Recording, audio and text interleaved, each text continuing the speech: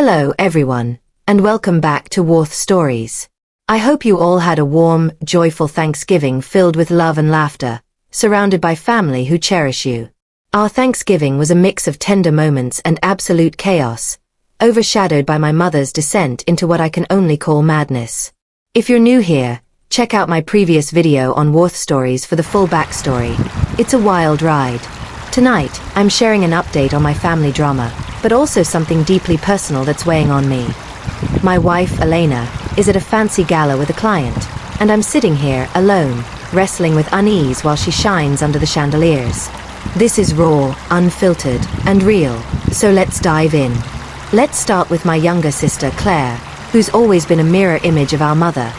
Entitled, bratty, and manipulative. Like Mom, she thought baby-trapping her boyfriend would secure her future, a plan that backfired spectacularly. While my other siblings and I distanced ourselves from her drama, Claire clung to Mom, practically worshipping her. When Mom was arrested for her reckless behavior, details in my last Warth Stories video, she had the nerve to blame me, saying I'd torn our family apart.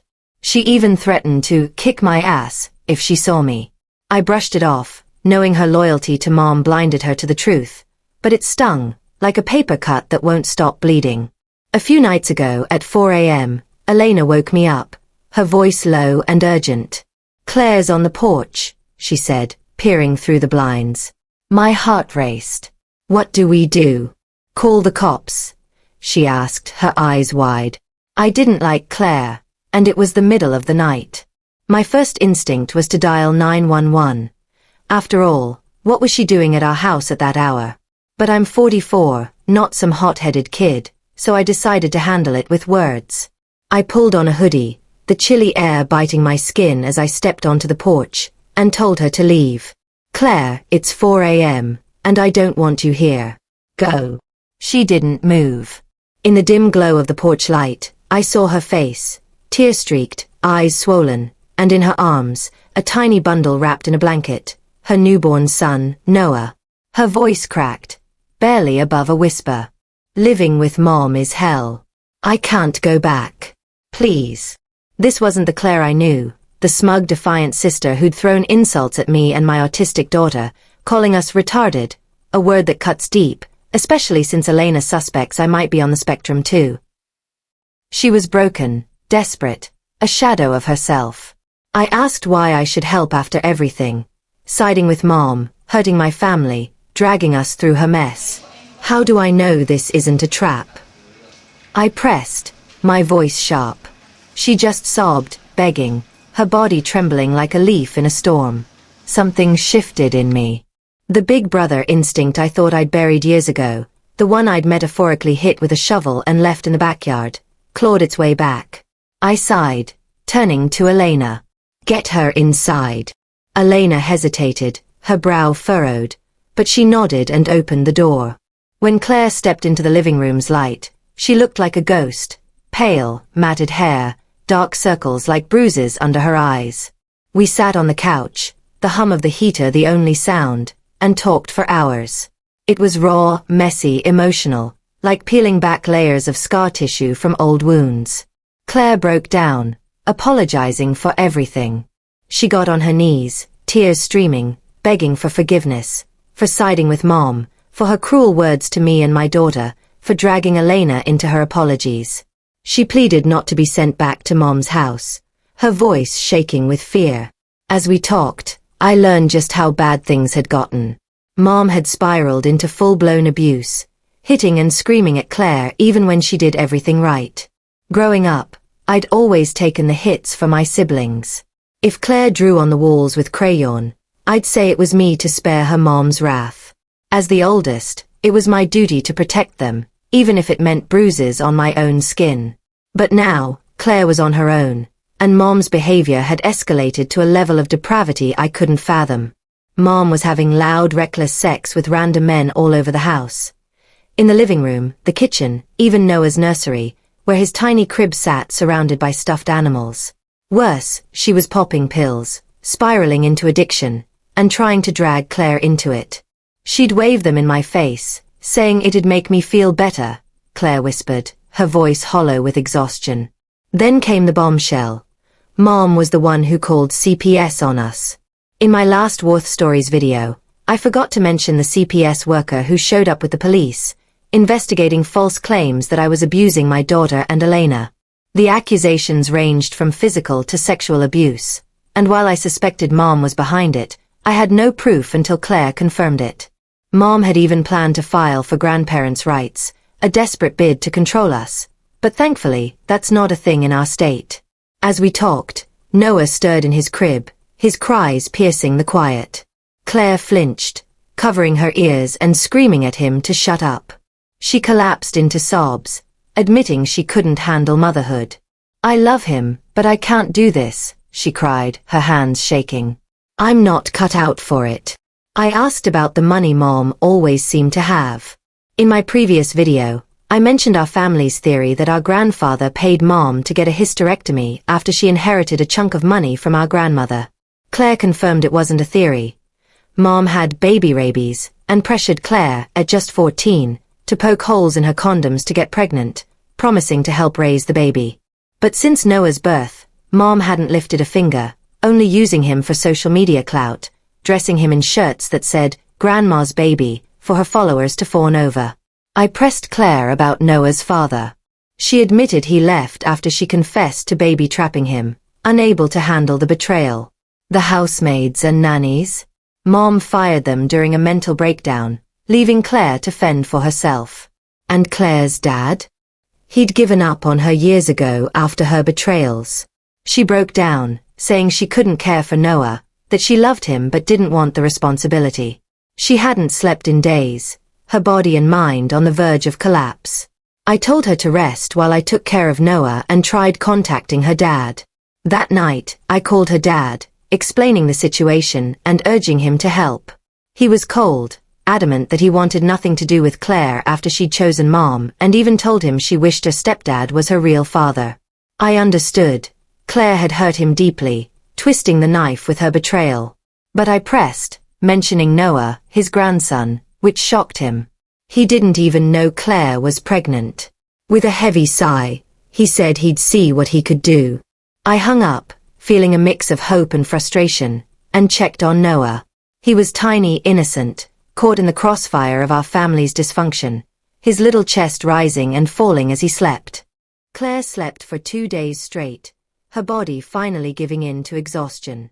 Meanwhile, Mom realized Claire was gone and reported her missing, spiraling into a frenzy. I called my granddad to reassure him that Claire was safe and shared what she'd told me. I warned him to protect my little brothers, fearing Mom might target them next. When Claire woke, her dad was there, sitting quietly in the living room. Their reunion was emotional. She apologized repeatedly, tears streaming, and he listened, his face a mix of pain and tentative hope. They had a long road ahead, but it was a start. Claire's history with her dad is a tangled mess. She was never a daddy's girl, always siding with Mom. When Mom had affairs, Claire helped cover them up, joining her on girls' trips that were just excuses for infidelity. She knew our little brothers weren't their dad's biological kids and still chose Mom during the divorce, even telling her dad she wished her stepdad was her real father. That betrayal cut deep, like a wound that never heals. And then there's Devon, my ex-boyfriend. When I was 17, I caught Mom sleeping with him. Devon, if you're watching this on Warth Stories, you're the human equivalent of Discord light mode, and I hope you're enjoying the gonorrhea Mom gave you. You got me into drugs at 14, and I hate you. Your big head and tiny arms can suck it. That's why Claire's dad distanced himself from her, though he still loves my little brothers, taking them on vacations and spending time with them. Eventually, he and my granddad decided it was best for my siblings to live with him, away from Mom's chaos. Before Claire left, I asked how she knew our address. She said Mom told her but didn't know how Mom got it. We reported the abuse Claire suffered, though Mom was cunning enough to leave no bruises. Surprisingly, she didn't go ballistic or try to take my brothers. Instead, she went silent, which was somehow worse. Silence from Mom wasn't peace. It was the calm before the storm. Now, on to the real nightmare. I'm keeping this part vague because legal proceedings are ongoing, but Mom and her cult-like followers, her toxic siblings and shady friends, knew our location the entire time. They were caught on camera setting my in-laws' house on fire, intending to kill us all. The only reason we're alive? We were having a slumber party at Elena's mom's, laughing over board games and popcorn when the flames started. There's a warrant out for Mom and her accomplices, but they've vanished. Her house is untouched, her belongings still there, but her social media and her siblings are gone. No one knows where they are. I'm terrified, not just for my children, but for myself and Elena. We still don't know who leaked our location or the photos of our kids to Mom. We've been following your advice from Warth Stories, feeding fake information to different people, but we haven't caught the traitor yet. I'm not the tough guy some of you think I am. I'm falling apart, drowning in fear and guilt. Nightmares haunt me. Mom stealing my kids, killing Elena, leaving me destitute. I've had multiple mental breakdowns, crying for no reason, reliving the trauma of my childhood. My in-laws are divided. Some blame me for the fire, saying I dragged them into my mess. They're not wrong. The pressure pushed me to a dark place, and I self-harmed, feeling like the 13-year-old me who couldn't escape Mom's chaos.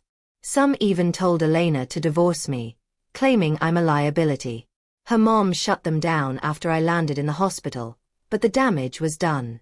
My oldest brother-in-law and his wife are now on the brink of divorce, and I feel responsible for the rift. Elena has been my rock, handling everything while I'm barely functioning. She's 44, like me, and works on an art advisory committee, attending galas, events, and client meetings. It's part of her job to meet clients for coffee, lunch, or dinner, and I don't always know the details. That's normal, and I trust her judgment completely. She's always transparent about her friendships, professional to a fault. But tonight, she's at a gala with S, a wealthy client she met a year ago. They've become professional friends, and I met him once. He's a genuinely good guy. He invited her as his date to this gala, and she said it's fine, just business. I asked if she was actually going as a date, and she laughed, her eyes sparkling. Date doesn't always mean romantic, she said, explaining it's for networking and meeting new people. She smiled, teasing, if I get into this gala next time, I won't need S. I'll take you instead. She's been getting ready all day, picking her dress, doing her hair, perfecting her makeup, looking like a vision.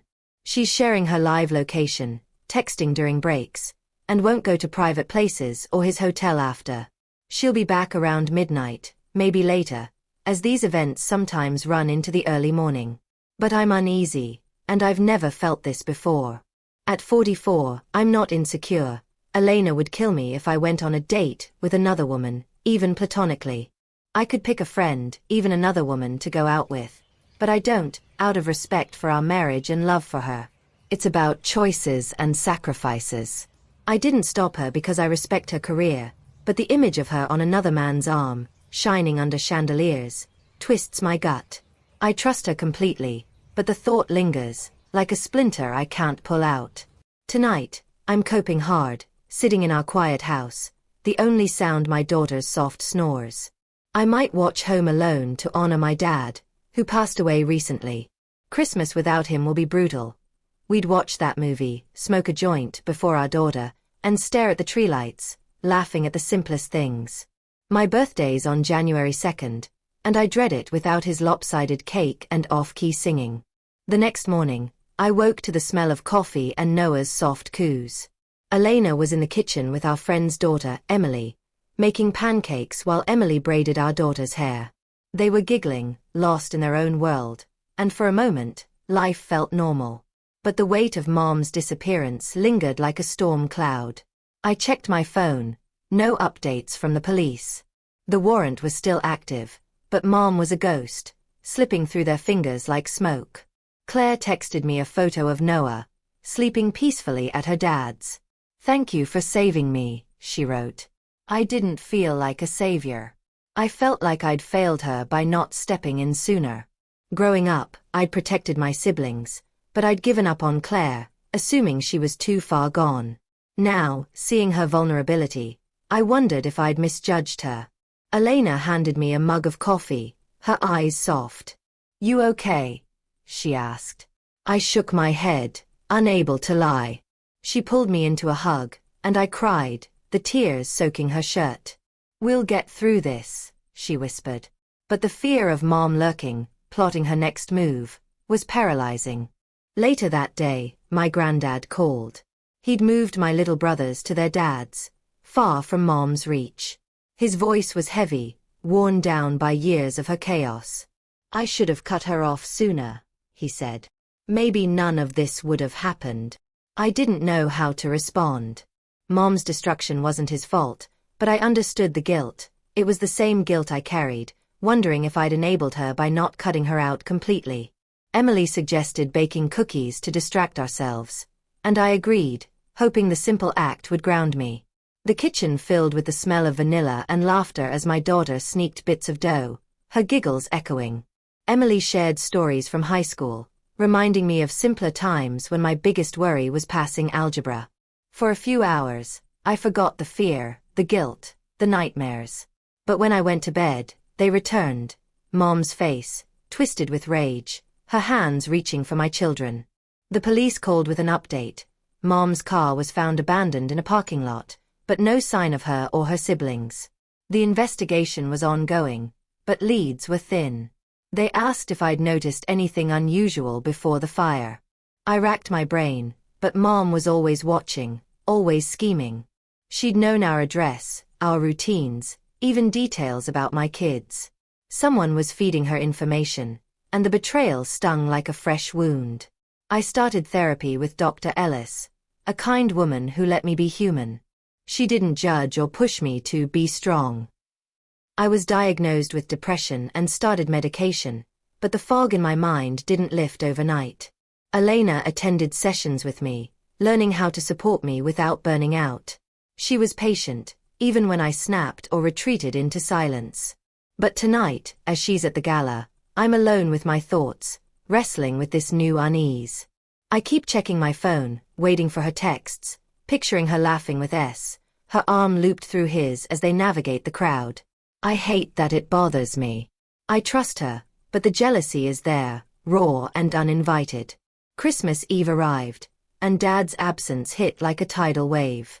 I sat by the tree, staring at the twinkling lights, wishing he were here to make a bad joke or sneak me his famous fudge. My daughter crawled into my lap, holding a drawing she'd made of us watching Home Alone. Can we watch it for Grandpa? She asked. I nodded, tears streaming as we cuddled on the couch, the familiar movie playing in the background. Elena joined us, her arm around me, and for the first time in weeks, I felt a flicker of hope. Claire called on Christmas Day, sounding stronger. She and her dad were working through their issues, and Noah was thriving. She thanked me again, promising to make things right. I told her to focus on herself and her son, that we'd figure out the rest together. It wasn't forgiveness, not yet, but it was a start. The investigation into the fire continued, but answers were scarce. My in-laws were still divided, though Elena's mom's fierce defense of me had softened some of the tension. My oldest brother-in-law and his wife were in counseling, trying to salvage their marriage. I apologized, but they said their issues ran deeper than the fire. I wasn't sure I believed them, but I let it go. As my birthday approached, I dreaded the milestone. Dad had always made it special, baking a lopsided cake and singing off-key. This year, Elena planned a quiet celebration with Emily's family, keeping it low-key to avoid overwhelming me. They gave me a journal, encouraging me to write my thoughts, maybe even turn them into more stories for Warth stories. I wasn't ready to create again, but the idea planted a seed. Tonight, as Elena shines at the gala, I'm choosing trust over jealousy. I'll text her, maybe crack open a beer, and wait for her to come home, glowing with stories of the night. I'm still scared, still grieving, still fighting the darkness in my mind. But I'm not alone anymore. Elena, my daughter, Emily, even Claire, they're my anchors. Mom may be out there, plotting her next move, but I'm learning to lean on others, to let myself heal. It's slow, painful, and messy, but it's progress. I keep thinking about what love means, supporting Elena's ambition, even when it's hard, even when I'm jealous. It's about choices and sacrifices, Like choosing not to go out with another woman because I know it'd hurt her. I hope she comes home soon, her laughter filling the house, reminding me why we've built this life together.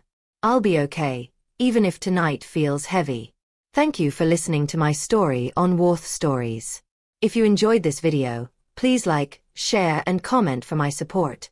And don't forget to press the bell icon for more updates. Thank you.